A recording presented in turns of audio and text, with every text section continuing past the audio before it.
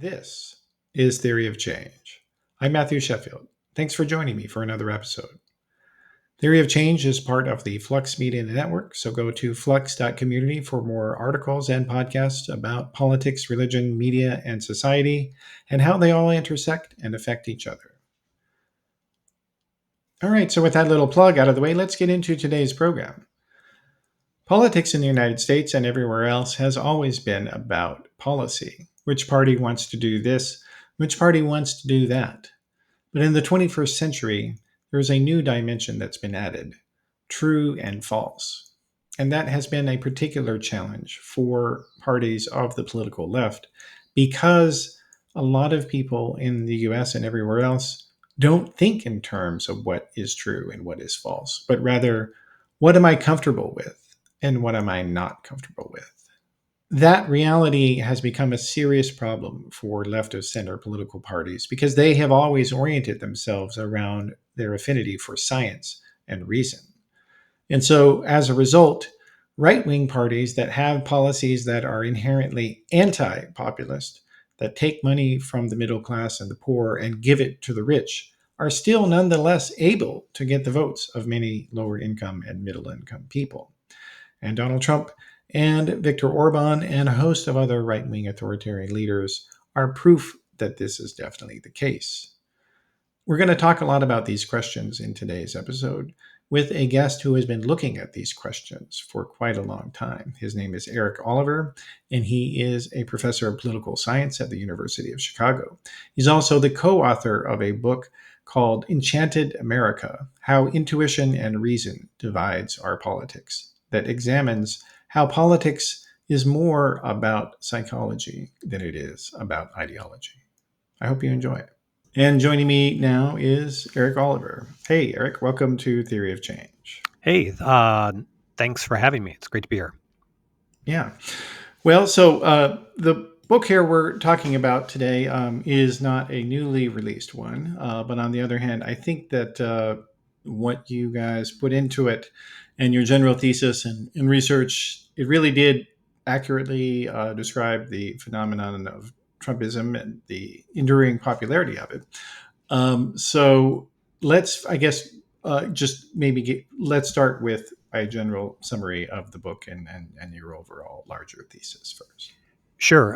This didn't start as a book on Trump. It actually started as a book on conspiracy theories. So a few years earlier, I had started doing research on conspiracy theories. I had some room on a survey and I put some items on because I had a long interest in conspiracy theories and came back with these very large percentages of Americans who were endorsing conspiracy theories. And this is in the early mid 2000s that these data were coming in. And my co-author, Tom Wood, was a graduate student with me at the time. And I said, wow, we're getting back these crazy numbers. Let's see what's going on here. Because, is this measurement error or is this really something that's kind of floating beneath the radar, at least of political science?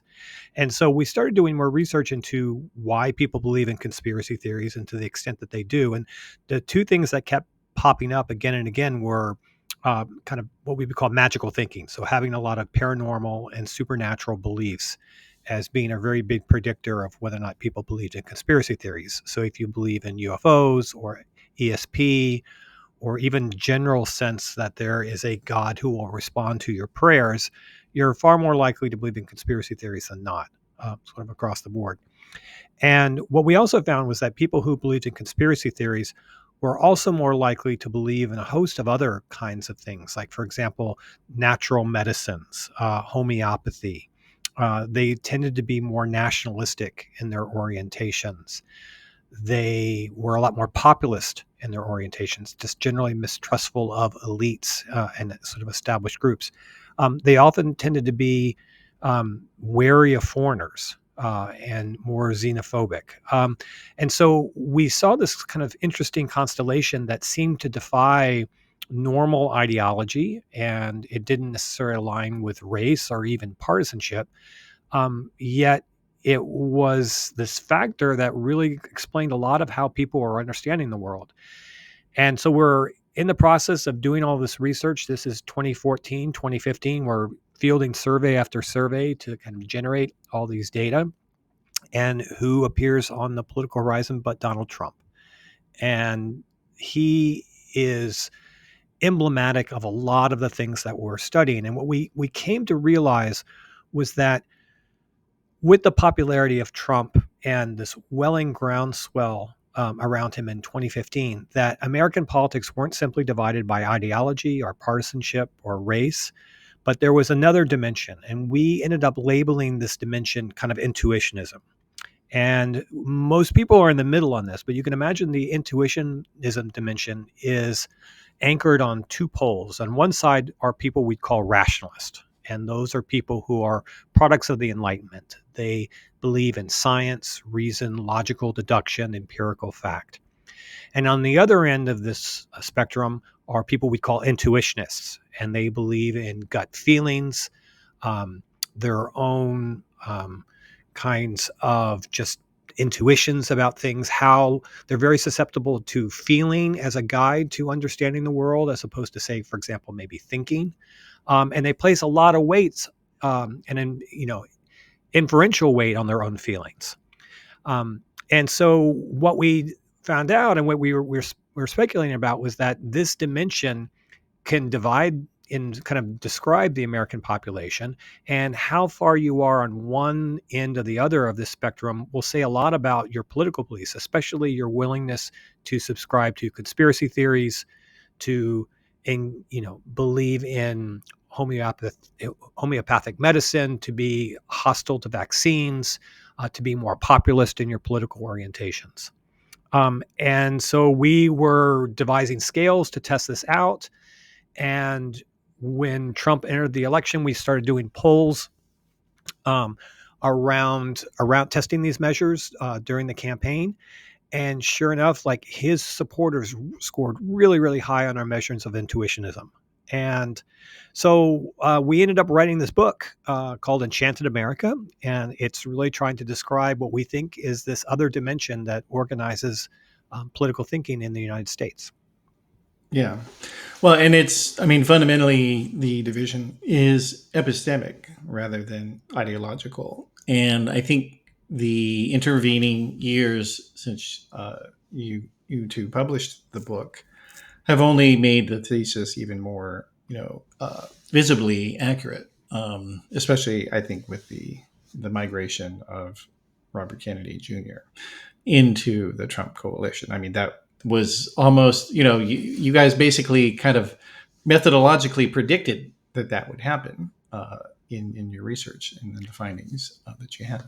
Yeah, the thing that really struck us about this was that at the time in particular, intuitionism cut across ideology and party. And I had a sabbatical year back in Berkeley where I had done my PhD, and I was surrounded by a lot of very, very liberal people who were very strong intuitionists, for example. And you could see this a lot in sort of their opposition to vaccines and traditional medicine, and the idea of really, and their apprehensions about corporate power. They're fetishizing this idea of something as being natural.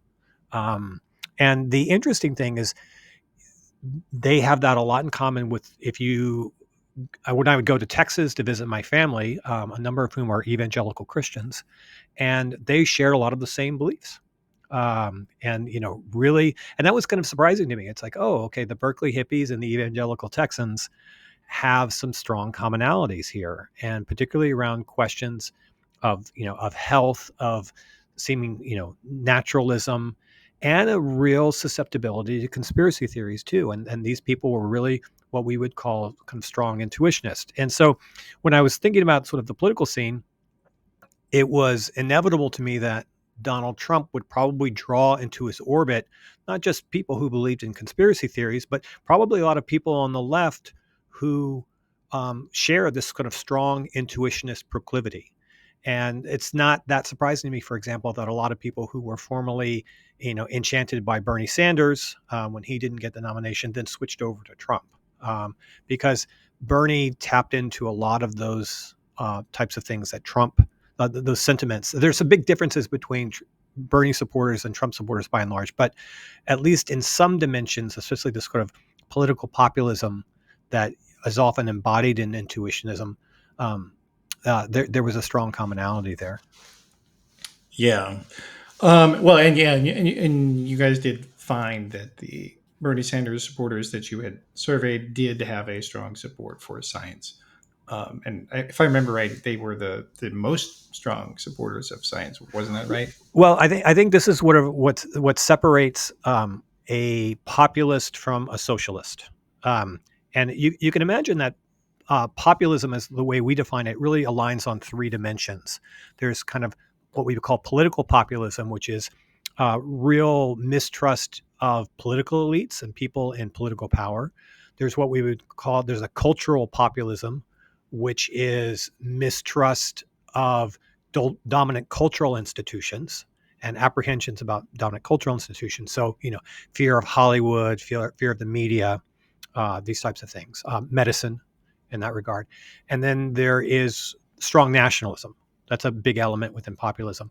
And the interesting thing is, um, Bernie supporters and Trump supporters both had very, very strong political populism scales. But where the Bernie supporters broke away from the Trump supporters was on the cultural populism, and particularly their embrace of science, and they're not nationalists. Socialists don't tend to be nationalists. They tend to be more internationalist in orientation, whereas populists tended to be more strongly kind of nationalist in their orientations there. Hmm. Um, Oh yeah, and it's also and you guys do talk about in the book that there's also more of a fearful orientation, and as an example would be somebody like Joe Rogan, who is seen he's constantly talking about various things that he's afraid of, even though he has the image of being a tough macho guy. He's constantly afraid of additives in his food, or things that he think can hurt him in in the air, or fluoride, or things. These are all things that have a sort of intuitive fear of things he doesn't understand. Yeah, and maybe this is a good opportunity for me to describe what I mean by intuitionism here, I think because sure, yeah. it's that's since this is sort of the central focal point. Because what we were trying to do is try to figure out what was underlying all of these beliefs. Why were the same people who believe in conspiracy theories also tending to be more populist or more afraid of vaccines and all of these things? And so with this idea of intuitionism is based on kind of a long anthropological literature on magical thinking. And within this are sort of two key elements. When people draw on their intuitions to make inferences about the world, there are two key components that are going to influence the way that epistemology works. And so one of them is going to be their emotions. And so they're going to utilize their beliefs to both manage their emotions. So if they are feeling fearful and they're feeling anxious, they're going to look to those beliefs that will help kind of quell that anxiety. But they're also drawing on those emotions to inform their beliefs. And in the book, I describe a story when my son was little, and he was awoken in the middle of the night with terror about monsters in the closet, and we went back and forth and back and forth, and finally he said, "Well, Dad, if there are no monsters in the closet, then why am I afraid?" And that's really a strong intuitionist proclivity. Children are big intuitionist thinkers. They haven't been trained in rational thinking yet. So if you want to really know how intuitionism works, look at your kids.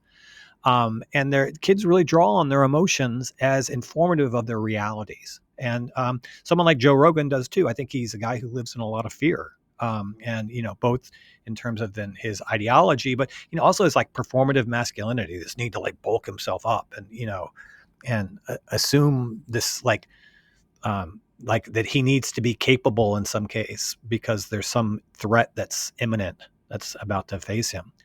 The other thing to know about our intuitions is that they have a grammar that organizes them. So if you look at why certain kinds of magical beliefs hold the forms that they do, it's because they reflect what are in our sort of innate judgment routines. And psychologists have a word for this called heuristics.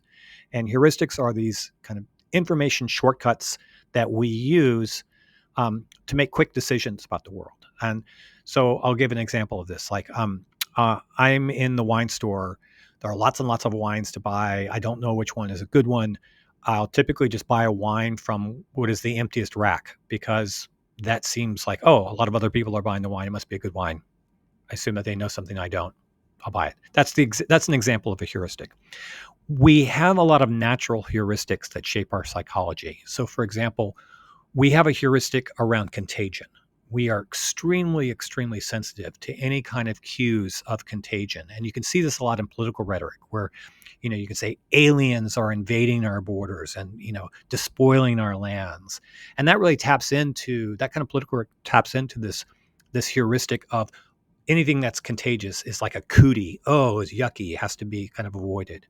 We also have what psychologists call a representativeness heuristic. So we think that things that look like one thing have the same qualities of the thing that they look like.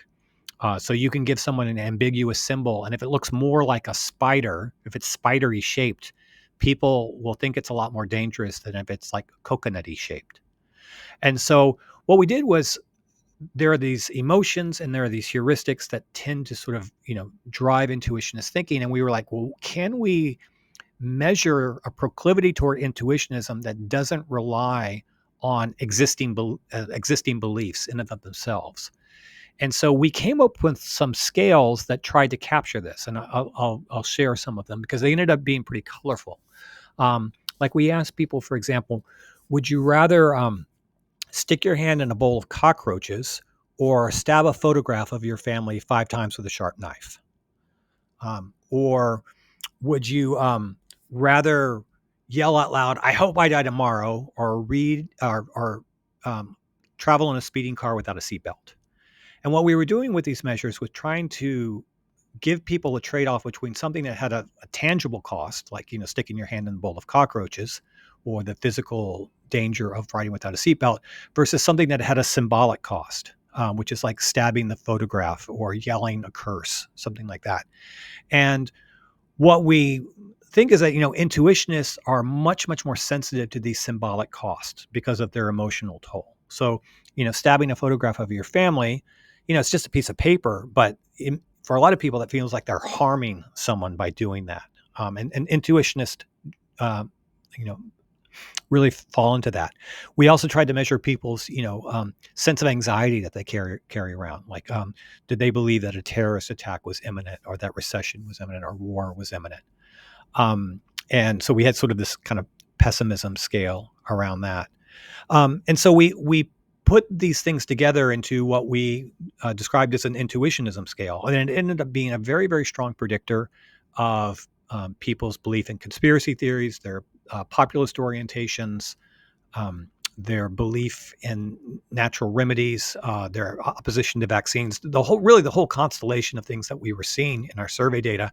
And there was this underlying dimension that really seemed to capture them all. And so we came away thinking, oh, I think we've got something here. This is actually something that's we can find in surveys again and again and again, and seems to be pretty evident in the population. And then I have to say, the politics of the past 10 years have just really validated what we found kind of, in 2015, 2016 in our surveys. One of the things that I was struck with when I was reading the book is that there are a lot of concepts that you talk about in terms of intellectual and psychological development, in terms of intuitionism and rationalism, that parallel a lot of the research in developmental psychology. But there also are, I mean, fundamentally, this is a moral dimension in a lot of ways, not just cognitive or epistemic. And so there's some overlap, not just with the developmental stuff, but also with research by people like Jonathan Haidt and some of his collaborators.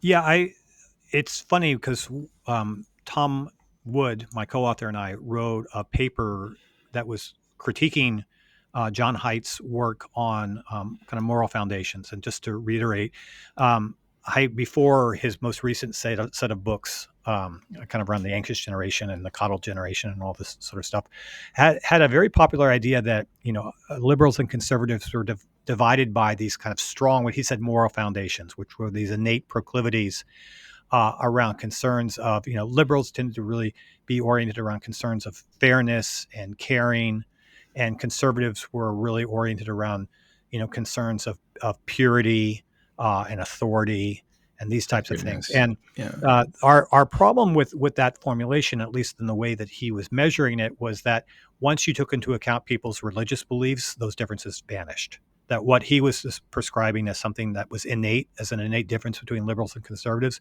was really just a function of their religious beliefs, as far as his measures go.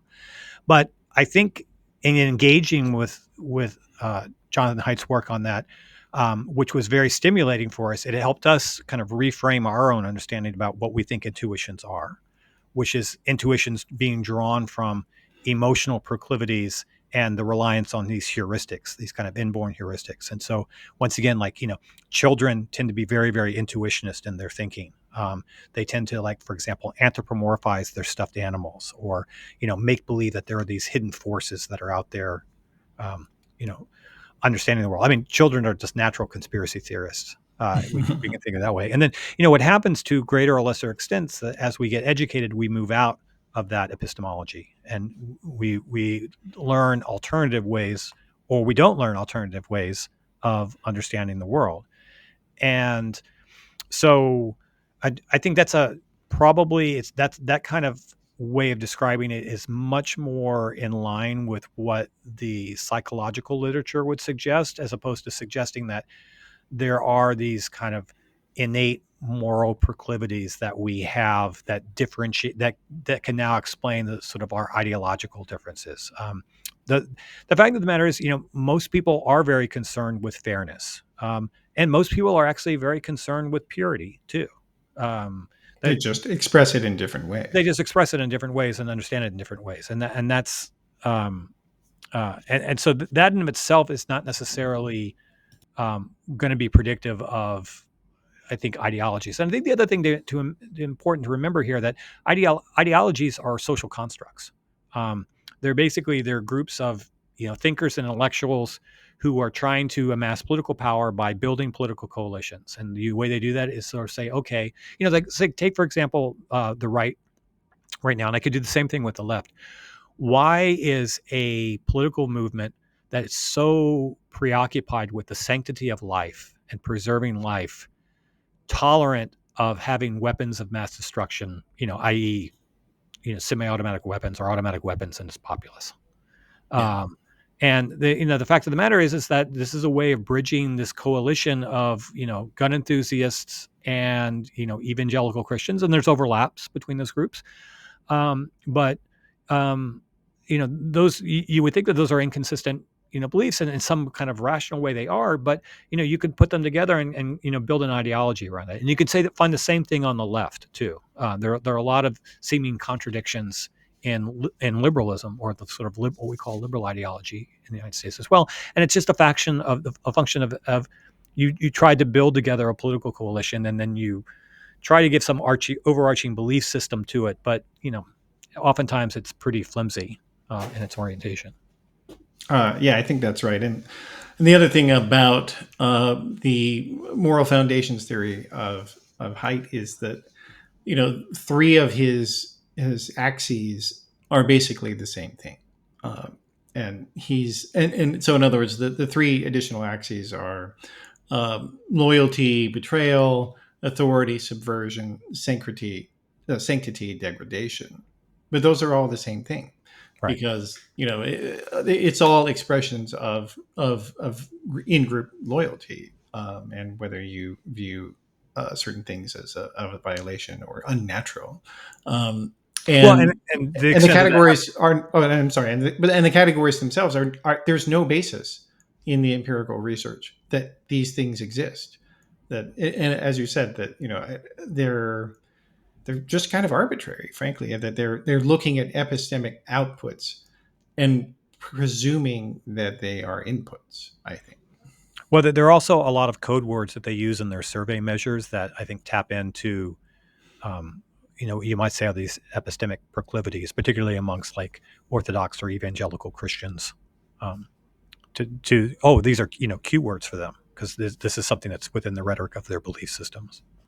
Yeah, yeah, that's a great point, because just going back to what you were saying about like with sacredness, that if the surveys that they had constructed used language that was meant to evoke sacredness of things that people on the left view as sacred. So, like, racial equality, or something, or just general things like that, or like nothing like that is in the survey. And then there's also not even an axis about facticity, which is, like, I mean, you look at whether it's conventional liberalism of the Adam Smith variety, or the various 19th century people, or even Karl Marx. I mean, left centered ideologies claim to be fact centered.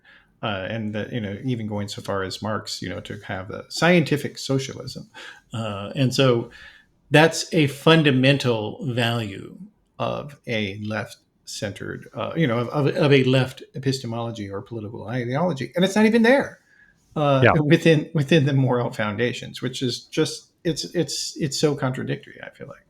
Yeah. Yeah. But I think people are talking. These kinds of frameworks come in faddish waves, and I think that's gotten a lot of attention. I haven't seen a lot of research that has gone forward with this.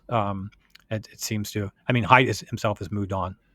He's now writing bestsellers. So Yeah, on other subjects. Yeah, and yeah, that's a good point, because and I think perhaps one of the reasons for that is that people actually did try to apply these concepts. So, some anti-Trump groups that were very well funded created a series of ads trying to criticize Donald Trump as violating various of these so-called binding moral values, and none of the ads worked, yeah, which suggests that there is something that is much deeper than allegedly foundational beliefs. yeah, And I mean, because literally it's never worked. That just simply, trying to reframe ideas that are opposed by Trump supporters in language that they allegedly believe in, it doesn't work. And so what that means is that we have that there is more of a that politics is more of an epistemic endeavor rather than an ideological or even a value based endeavor. yeah. I mean, I think the other thing that's important to notice about this is that our political beliefs are pretty core for people, and one of the things that came out within political science by a political scientist at Penn named Michelle Margolis, who wrote a really great book a few years ago, From Politics to the Pews, is what it's called. And what she basically found was that people are much more likely to switch their church than their political party. So if I have a set of political beliefs and I go to church and I don't like what the minister is saying, I'll find a different church. And it's much more likely to happen that way than the other way around. And so, the ability to sort of, um, people's political opinions tend to be kind of, resistant to uh, a lot of kind of counter programming, so to speak. And I suspect that might have been the fault or the failure of some of these anti-Trump ads, um, is not sort of recognizing what was really going on in terms of, like, why, like, for example, like, this is one of the things we bring up in the book, like, why is it that there are these evangelical Christians who are so enthusiastic about a political figure who himself seems to adhere to none of their beliefs, in terms of just, one of the least Christian kinds of people you can imagine, in terms of his, there's no modesty, there's no charity, Well, there's and just, he explicitly says he doesn't pray. He doesn't know any of the scriptures. Obviously, he talks about yeah, 2 Corinthians. So yeah, clearly, yeah, the yeah. guy doesn't know the Bible at Right, all. right. And and that was, to me, like, one of the great sort of mysteries. And I think what it speaks to is the fact that he is actually speaking in a language that they understand. And it's a language of dichotomies, of right and wrong, of good and evil, of imminent apocalypse, And of self and other. yeah, yeah, yeah, and imminent rapture. Only in him, in this case, he is the savior, and he puts himself in that role. And his ability to sort of And I think it comes from 50 years of relentless self promotion, in some ways, and learning what works and what doesn't work. Particularly for certain groups of people. Yeah, they really did. And it's, and I think it might be a little counterintuitive still, though, for people to think that how can there possibly be a correlation of somebody not wanting to stab a photo of their family or to say, I hope I die tomorrow, with their political viewpoints. So let's delve into that a little bit deeper if we could. Sure. So I think this comes up a lot when I give talks on the book, and um, if you look at most of American history, I would say that this kind of intuitionism would be orthogonal to traditional ideology, insofar as you would have a lot of people who would describe themselves as conservative or as liberal, who were a rationalist, and you would have the same numbers who would describe themselves as intuitionists. And so I think even if you go back to like the 1960s, 1970s, you'd find plenty of intuitionists on the left, and conservatives at that time often prided themselves on their rationalism too. I mean, you can look at the history of conservatism and say there was this John Birch Society kind of you know Barry Goldwater-y kind of intuitionist Constituency. Yeah. constituency. But mainstream conservatism, at least up and through the 90s and 2000s, probably culminating in George W. Bush, was definitely a rationalist movement and prided itself on its rationalism compared to those weak-hearted liberals who are always doing things emotionally speaking. And what's interesting is how that's shifted, particularly in the past 10 years. And so, for example, here in Hyde Park, which is a pretty liberal neighborhood where I live, you can walk around and you can see these signs that liberals put up in their yards. And it's this laundry list of things that liberals believe in. Like, we believe that science is real, that, all people deserve love, that, it's a laundry list of this very rationalist way of ordering their political ideology. And then you can go to areas where people put up Trump signs, and they tend to be very symbolic and they tend to be very fraught.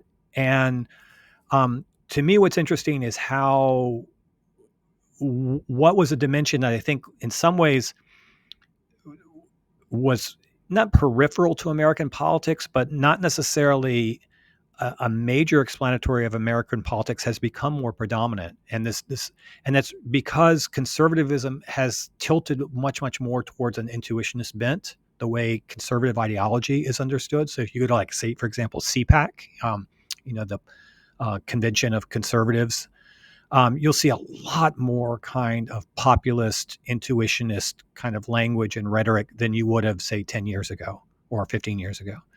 And conversely, liberalism has become much more oriented around scientific elites. And if you think about the main targets of the Trump administration right now, it tends to be media, it tends to be law firms, it tends to be scientists, it tends to be universities, people who are highly educated and tend to be tilting much more towards the rationalist side of this dimension. And the Democratic Party has, I think, in a lot of sense, its leadership is very rationalist in its orientation, and to some extent at its own failing, because its inability to communicate with a lot of ordinary voters comes from the fact that its leadership is so rationalist in in their understanding of the world. And so that is, to me, as a political scientist and a rationalist. Admittedly, I'm a pretty strong rationalist, but I actually think of democracy as a pretty rationalist enterprise. And what's alarming to me is when intuitionism, you know, captures a dominant political party and a dominant political leadership, and you can see this around the world. It's democratic institutions that typically suffer. So the rise of populists, this could be an Hugo Chavez, um, on the left, or an Adolf Hitler on the right. These are people who are not very patient with democratic political procedures, and they typically tend to squash democracy around that. And it's important, I think, to me, that one of the most troubling things about the evolution of conservatism, as it becomes increasingly dominated by this intuitionist rhetoric, is not so much that rationalist conservatives are now in the wilderness, which I think they are right now. These folks who are like in the bulwark, for example, are Charlie Sykes, who have taken a strong stance, as principled conservatives against Donald Trump, and they're in the wilderness right now. They are really marginalized within both the Republican Party and sort of conservative circles. Um, and these are people who are important elements within democracy. I think democracy, really needs strong rationalist elements in its major political parties. And when we move away from that, we are seeing the example of that, I think, with the current Trump administration in terms of the nature of the appointees, the types of policy initiatives they're pursuing that tend to be not very well thought out, that tend to be very reflexive. Um, Chaotic. Yeah. and that's I think in some ways what we're seeing is the crystallization of this kind of intuitionism now within the halls of power. Yeah. Yeah. I think that's right. And I would agree with you that the party seem to have epistemically sorted themselves. And this has been a challenge for a lot of and not just the Democrats either, but just the broader left in general, is that because it is now so much more rationalist oriented, there is kind of this just default to think that everything is about economics, and so when you guys come along and say, well, no, people are choosing not just based on that, they're choosing based on how they think.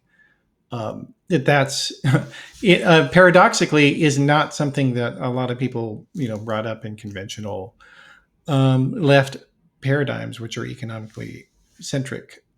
They seem to have great difficulty grasping what you guys are talking about, even subsequently, despite the fact that Trump is, I mean, going out there and saying Harvard University can't admit international students, or saying that you can't say certain words in your scientific research, even basic ones like woman. You can't even say the word woman, Yeah. and or banning books, or censoring authors. It's so here you have very clear totalitarian censorship, but there's still kind of this lingering impulse for people to think, well, if we just talk more about economics, that's all we have to do. Yeah, and I think there's some important things to keep in mind.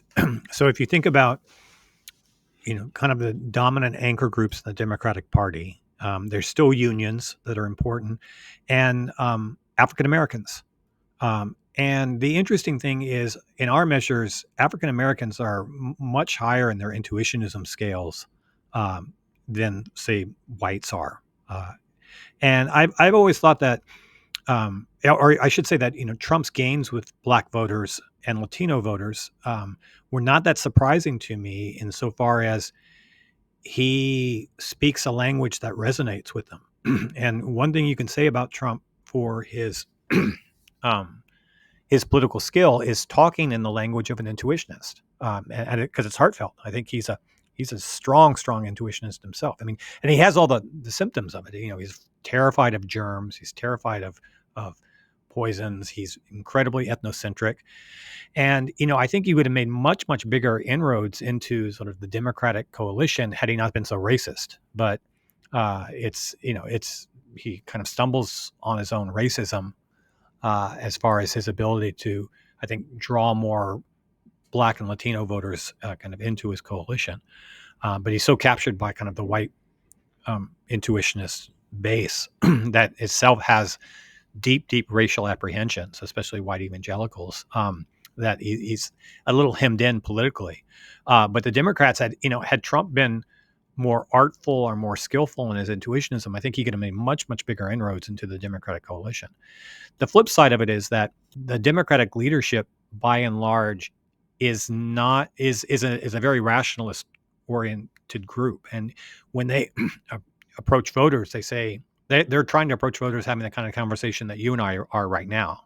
Um, you know, Big ideas, fancy words, logical deductions, and that just doesn't coincide with how the majority of Americans, who frankly don't pay a lot of attention to politics, don't want to pay a lot of attention to it. Um, and in a sense of not wanting to have a lot of information, they just want to go what their gut is telling them. They need things that sort of cue in to their own emotional proclivities. And I think effective leaders are Democratic politicians are able to speak to that, and find those ways. But too many of and I've addressed a lot of Democratic politicians, and I try to explain this research to them and then say, approaching the Americans and talking about policy prescriptions in the way that you're doing is going to tune people out. That's not what mobilizes people outside of a very small segment of the electorate. And there's got to be different ways of communicating and acknowledging that people actually have fears and that their fears are valid, and that their fears drive how they understand the world. I mean, this is another thing that Trump did to great effect, which is his constant negativity about how the U.S. is falling apart and how we are surrounded by enemies, and both internal and external, and they're all out to get us, and he amps up that anxiety that people have. And then when people are in that greater anxious state, they're much more likely to look for salvation. And I don't use that term lightly, but some sort of sense of relief from their own anxiety through a conspiracy or through some sort of very intuitionist oriented narrative about how politics goes forward. Yeah. Well, and you talk about a particular person that you had surveyed in the introduction to the book, or I guess early on in the book. This woman named Lucy, who had a very kind of contradictory set of beliefs. Can you tell the audience about that?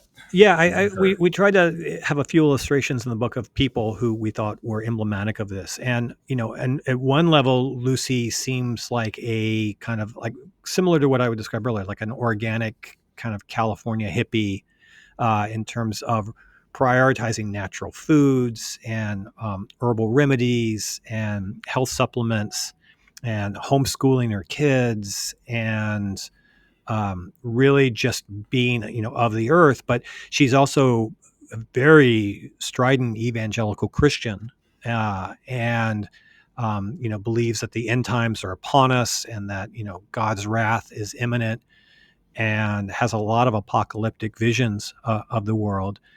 And when we were speaking to her and trying to talk through some of these and try to make sense of her orientation, we would talk about basic policy issues with her. Like, so, she's somebody who at one level seems very liberal. She's very concerned with, social equality and seeing people not suffer, and, preserving healthcare for the poor. And I think that reflects her honest Christian beliefs. And yet she would support Republican politicians who want to, cut all those programs. And, we would try to go back and forth, and she'd always have some sort of rationale and say, well, those Democrats, they're just out for that particular group. She would kind of echo a lot of, I think, what she consumed from Fox News and her rhetoric. And then finally, we would go back and forth and back and forth. And then she just sort of stopped us and she said, the difference between you and me is that you believe in reason and I believe in the Bible. And I thought that was a very prescient thing for her to observe, which is she wasn't interested in having rational consistency. The thing that I would pride myself in as a professor as a social scientist, that just those criteria meant very little to her. And what what meant to her is this sort of what was important to her was just this kind of a more mythic worldview, kind of situated around a set of stories that she was interpreting, in a very particular kind of way, in a way that sort of, I think, satisfies her own emotional needs. And she was pretty upfront with that and saying that, I don't really have much need for your science. I've got my myth. Yeah, no, I thought it was a very revealing comment, and it matches the epistemology that I have seen in evidence, and in my former life as a fundamentalist Mormon, but also in as a Republican activist, that I would I used to sometimes do training speeches and lectures, classes, etc., at various groups, and it was very interesting. It was very bizarre to me at the time because after I had finished the lecture, I would open it up for questions from the audience, and very often the first question that I got was, "Well, why aren't you telling us what you believe about the world? Why aren't you telling us in your speech about how to make a website? Why aren't you starting with, here's what I believe?" And my response was always, well, because I'm not here to tell you what I believe. I'm here to tell you how to have a nice website and what you can do to get people to read it. And and one person responded back to me. He said, "Well, I'm not sure that I can trust you if I don't know where you stand." Yeah, I mean that's I think in our increasing digital age, that's becoming more and more common. And so something that comes up a lot when I'm giving talks on this, and people ask, you know, are conspiracies now more common than they were, 100 years ago or 50 years ago or something like that? And I know the answer I don't think is yes. I think the answer is no. I think if you look at American history, there's this long, rich history of conspiracism. You can, for example, the during the Revolutionary period, where we have all of these old newspapers, and they're rife with conspiracy theories about King George and loyalists and all of this stuff. And this continues. We even had the anti-Masonic party. We had a political party that was kind of based in the early 19th century on conspiracy theory about Masons and fear of Masons. So there's a rich history of this in the United States, and it kind of goes in line with the United States as also a country where you have these periods of evangelical fervor. These great awakenings that come up that throughout our history, where not only do compared to our European counterparts, we're far more religious in our orientation and far more kind of orthodox and seeking orthodoxy in our orientation. So there's these currents have always gone through American society. Excuse me. But what changes is the media environment, and I think they sort of arise when new kinds of media come in. So you can see this with, the rise of the penny press. You can see this with the rise of radio, which is sort of widely disseminated, and then it tends to get kind of consolidated. And then you have, um, you know, organizations that curate kind of information. But what we've seen in the past 20 years is this explosion of information, and there's, the sources of curation are now things like Facebook or Twitter, or now X, I guess it's called, and their curatorial inclinations are unclear. And we're seeing far less kind of content curation than what we've seen before. And what this allowed for is what were typically transgressive kinds of beliefs have become a lot more visible. So, and Alex Jones now has a far greater visibility than he would have had or been allowed to, been, capable of having, say, 30 or 40 years ago, because there just wasn't the means for it. And, one of the interesting stories about this is like William F. Buckley, when he was founding National Review and sort of laying the foundations of modern conservatism, went to great lengths to kind of keep the John Birchers, on the margins, and really stifled those elements within conservatism that, have now, I think, come to grip the party, to grip the movement. Uh, yeah. Well, I would disagree with you on Buckley in that regard, but I would say there were other Republicans who did that, like George H.W. Bush or Jim Baker. But I have a separate episode about Buckley, actually. Oh, really? That I can send you, and I'll put it in our show notes. So anybody Sure. can Yeah. listen to Yeah. that as well.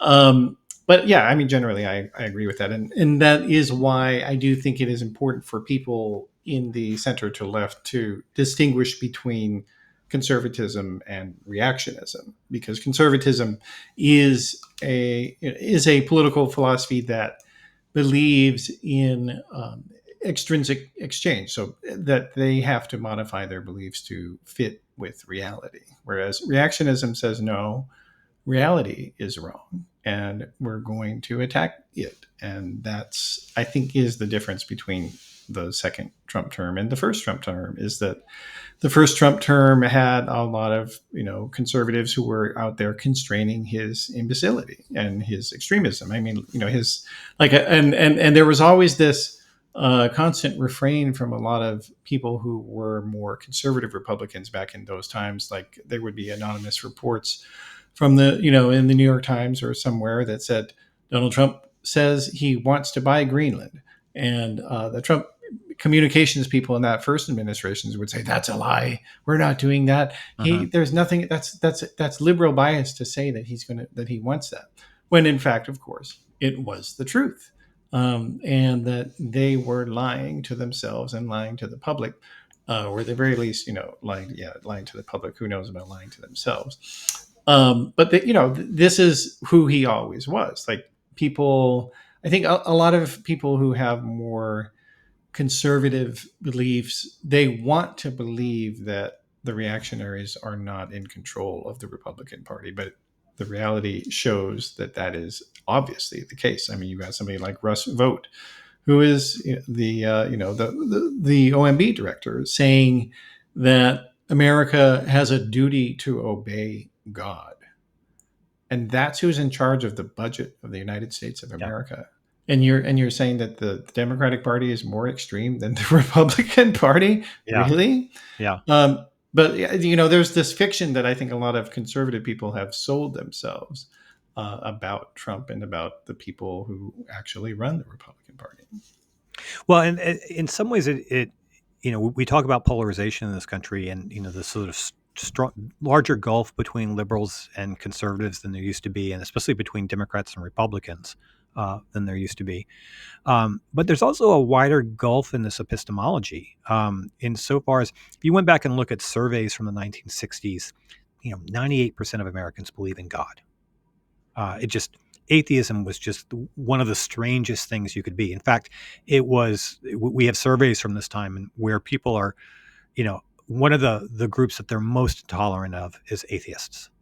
Um, Now, within that, there was, big diversity of beliefs about what God was, but there was a general sense of, like everybody went to church and everybody believed in God, and nothing was open on Sunday, and it was we were there was a greater kind of consensus. As that's changed a lot, with I would say about a third of Americans now.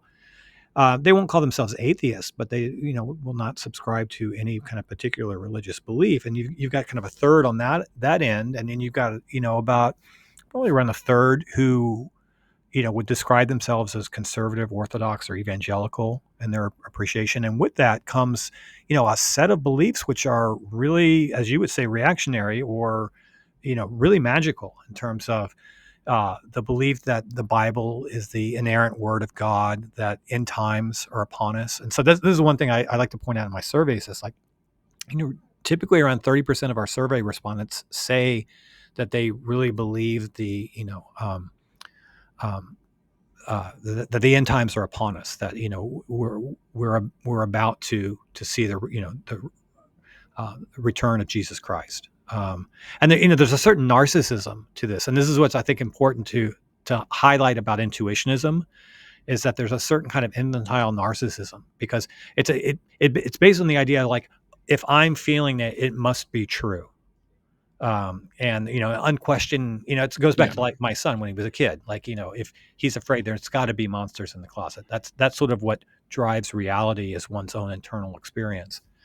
yeah, And wow, we have those people, like you said, who are now in the upper echelons of power in our government and are using that. I'm blanking on her name right now, but the spokesperson for the White House right now. She the has a prayer. press Yeah, secretary. yeah. She does a prayer service right before she does the press conference, which I am actually a little sympathetic to. Okay, well, hold on. Uh, let's let's have it. Let's have you go back and say it correctly. So it's Carolyn Levitt is her name. Yeah. I don't want you to have to have that missing Sure. there. Yeah. Okay.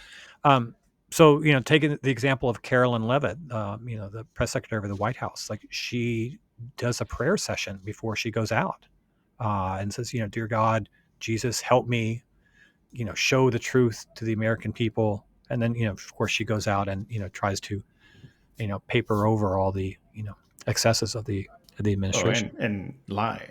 Yeah, and just lies. Yeah, Jesus, please help me lie. yeah. That is essentially what these are. But you know what? That actually, she's a great example though, because the press secretary, the final press secretary for Donald Trump, Kayleigh McEnany, also had this similarly narcissistic and delusional religious worldview, because she actually wrote an article saying that she believed that she was that liberals were going to kill her, almost like she had a fear of liberals killing her for being a Christian, and that she was going to stand because. And so there's this whole myth out of the Columbine killing that there was this one girl who was shot, that she was supposedly asked, and this never happened, by the way, but they all think it did. That she was asked before she was shot, "Are you a Christian?" And she said yes, and then she was killed. And so, like, there is this huge martyrdom fetish with a lot of these reactionary evangelicals, and I think you're right to say that it is a narcissistic impulse. Yeah, I mean, and just watch 10 minutes of Fox News and you'll see that too. Like, we are victimized by those evil forces. It's a very Manichaean worldview, which is understanding the world is divided into good and evil, and ultimately this kind of apocalyptic struggle between good and evil. And of course, if we have our beliefs, then we are the good by virtue of that. Yeah, exactly. So at the same, so we've kind of talked about it a little bit, but I wanted to circle back to just the the problem that Democrats have now, because their political paradigm is, well, people vote based on their economic interest and based on policy, and now we're in an environment where people do not vote on their economic interest, and they do not even know what the policies are. I mean, in the last presidential election, as I'm sure you probably saw the various exit polls, the people who knew the least about politics are the ones who supported Trump the most. And the people who paid the most attention to the news were the people who supported Trump the least. So we're in a situation where you have a democratic, so the polis itself, to use the Aristotelian word, the polis itself doesn't know what it wants and has no means to acquire that knowledge, at least in the current environment, it seems to me. Well, I mean, so this is a critique that I've been hearing as long as I've been an adult. In fact, it was one of the reasons I became a political scientist, because I was really intrigued why, I had gone to college and I had read all this Marx and said, Marx says basically, if you want to understand politics, look at people's class interest, and that's going to explain everything. And yet here were all these people who were voting against their class interest. And I was, as a liberal, I was looking at it in terms of working class people who were supporting conservative causes. But you can also say it on the left too, that the left is comprised of a lot of very educated, wealthy people who are willing to tax themselves to support the poor. So it's the discrepancies kind of go both ways. Just as there was that famous book by Thomas Frank, What's the Matter with Kansas? And, you could write a book, What's the Matter with Brooklyn? That was kind of saying the same thing. But so I want to be careful about like sort of, I don't want to pathologize or demonize people and their political beliefs. As a political scientist, um, we tend to see these things in much more tectonic terms as far as these shifts. So, right now it's very common to bash on the Democrats, and rightly so, in terms of their capitulation of going along with Biden's reelection decision. And I remember, a couple of years ago, pulling out my hair and sort of saying, this is not a good candidate to run for reelection, not simply because of his age, but the bargain everyone made was we get behind Biden because he's the one person who everybody can get Trump out with, but he was only supposed to be there for one term. And but even if the Democrats had nominated a Gretchen Whitmer or a Josh Shapiro, or they had had a competitive primary process, I'm skeptical that the results would have been necessarily much different.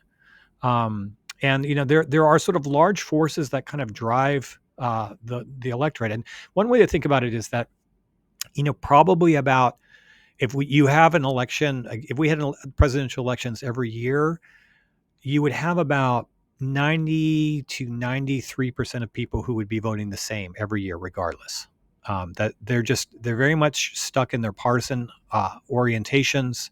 They kind of arrange their worldview around that, and it's very, very hard to dislodge them off of that. It takes a pretty big shock to do that. And the last time we probably saw something of that magnitude was in the 2006 to 2008 period, when the Iraq War went bad and the economy went south. But even then, a lot of those people shifted from the Republican Party to claiming themselves to be independents, but then they ended up sort of drifting back. So the question is this, sort of this small group that's in the middle, and there's a lot of soul searching in the Democratic Party about, well, what should we be doing, and how should we be doing things differently? And I think there's some reasonable things to say about it. Well, how are you um, messaging the core tenets of what it means to be a Democratic Party? And part of the problem that Democrats have is that in some ways they're a very status quo party right now. There's not a lot of sort of big innovative change that they're seeing. They're thinking, like, for them the big innovative change is like the Green New Deal. But most people, that doesn't speak to most people, because it's addressing a climate change that's Or happening very, having very a slowly. or having a leader who's not 80 years old but is 70 years old. Right, right. Yeah. I mean, so there isn't that kind of like dynamic visionary that's offering, a fundamentally different vision about how the country should go. And there is a certain irony that liberals in some ways are much more like traditional conservatives now. And conservatives, at least under Donald Trump's leadership, have become the sort of agents of change. Yeah, like Um, the reactionaries. Yeah. yeah, yeah, yeah. And as part of what I think on this is just that it's waiting for those. I mean, my joke on this, and this is maybe the James Carville idea, which is just you let them drive the bus into the ditch again, which they often do, and then people realize that this is what's going to take to sort of disabuse people of their kind of the power of this reactionary impulse. And I think it's important to notice that for all of the soul searching in the Democratic Party, Trump remains a very unpopular president, and I don't see any indications that his popularity is going to increase over the next few years. And so, part of it is that the next, whoever gets the nomination next is going to come in, and they're going to be able to sort of reclaim the mandate of the middle, and say, I represent, the real American voice, and that will have some power. And then the discussion will be talking about, like, particularly after Trump, what's who are the Republicans. I think in 4 years we'll be talking about, it's the Republican Party. It's more likely than not to be in the wilderness. I may be wrong, but things tend to go in kind of pendulum swings.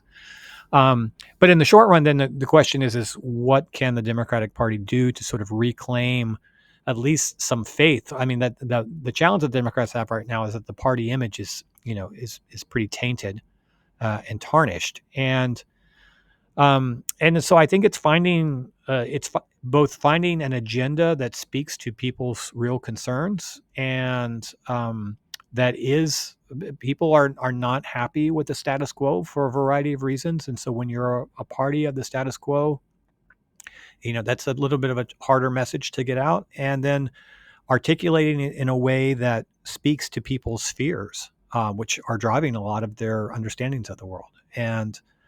Um, and I think some Democratic leaders do this much better than others. The person that comes to mind, who I think is a great communicator, is Pete Buttigieg. He's really capable of sort of bridging this divide. I mean, Pete Buttigieg himself is a total rationalist, but he speaks in ways that I think appeal to people's intuitions, their sense of decency and fairness and justice. He's very Mhm. articulate and clear in that way without being condescending. Yeah, and I would say that Alexandria Ocasio Cortez does a pretty good job at that as well.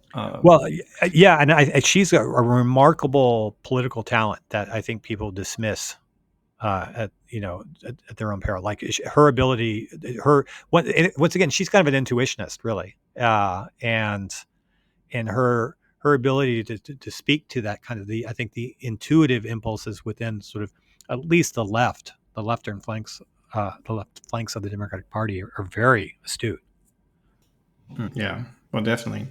Um, uh, well, we could probably do this all day, but I know we both have things to do here. But let's maybe, if we can end on talking about the idea of confidence in institutions, because that is another significant part of the book.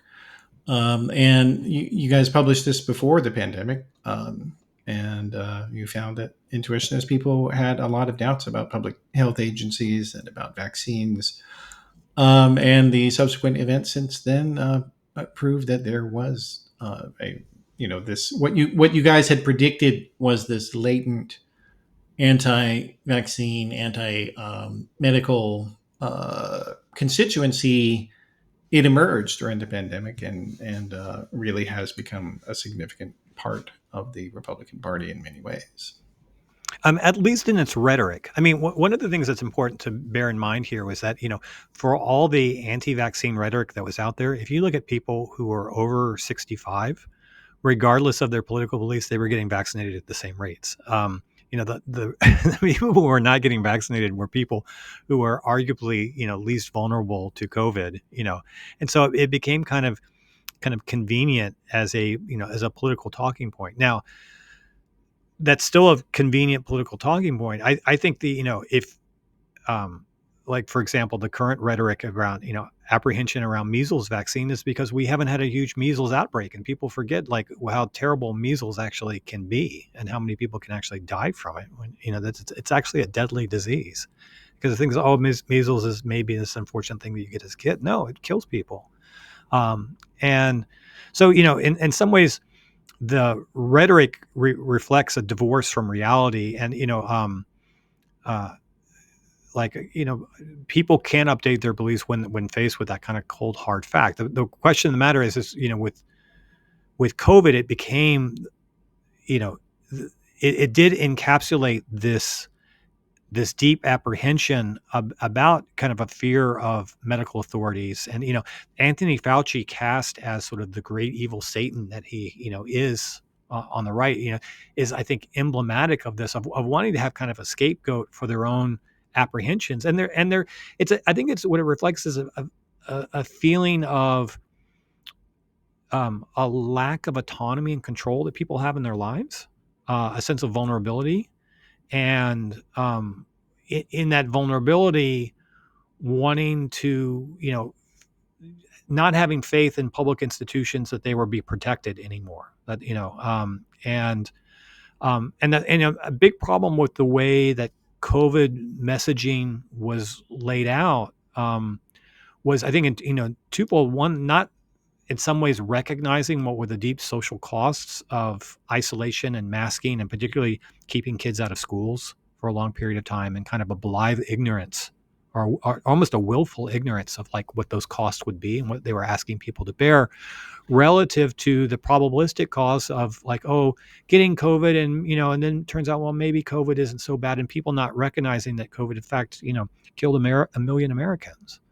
um, so there's a lot of complicated messaging around that, but COVID became, because it was such a big anxiety inducing event, and in some ways the public health messaging only exacerbated that. And Well, so especially because it did not correspond to the fears in the opposite direction that people were having. And there was nothing wrong with people, having a suspicion of something that they had never heard about, like mRNA vaccines. Like this was a technology that was moved to the finish line in response to the pandemic. And, people would naturally be skeptical of something that had never been pushed like well, that. I think that part of the issue was nobody was being frank. That said, listen, we have this pandemic, it's out of control. it's going to kill a certain number of Americans, particularly vulnerable. What we are trying desperately to do is not overwhelm our health infrastructure right now.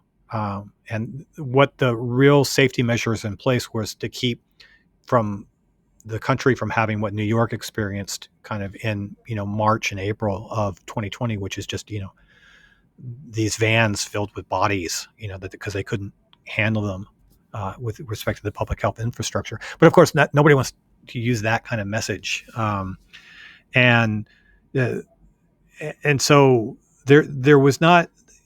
I think there was a lack of candor and clarity on the behalf of sort of public health messaging on this, and then and an understanding of, okay, how do we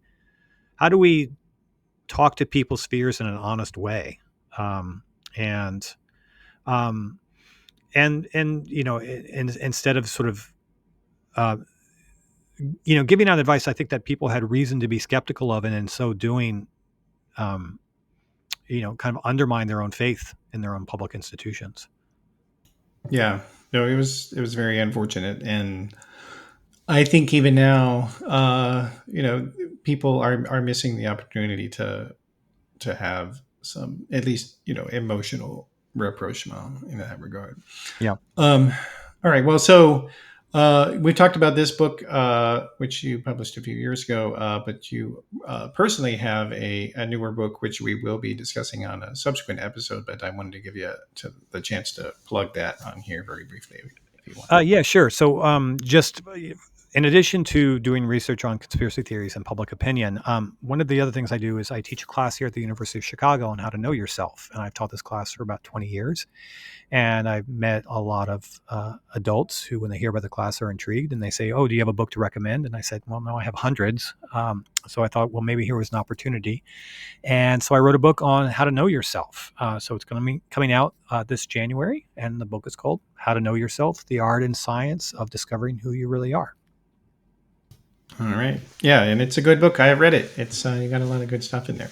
Oh, thanks. So for people who want to keep up with you, what are your recommendations for that? So if you want to find out more about what I've written, you can go on jerickoliver.com. And I'm also host of a podcast myself, which we are about to launch the third season this summer. And it's called 9 Questions with Eric Oliver. And it's a podcast really about, it was originally about how to know yourself. And it was me going around asking kind of the profound questions to interesting and smart people about how they found purpose and meaning in life. And it's now kind of a more general interest podcast, but there's still a lot of kind of strong content around how do we understand things like consciousness, or finding happiness, or finding health. Okay, cool. And what's the website address for that for people? Oh, that's 9questions.com. Okay, great. All right. Well, thanks for being here today, Eric.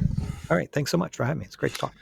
All right. So that is the program for today. I appreciate everybody joining us for the conversation. And you can always get more if you go to theoryofchange.show, where you can get the video, audio, and transcript of all the episodes. And my thanks to everybody who is a paid subscribing member of the show. Thank you very much for your support. And if you can't afford to support the show financially, you can give us a review on iTunes or wherever you may be listening to the show. And if you're watching on YouTube, please do click the like and subscribe button as well. Thanks a lot, and I'll see you next time.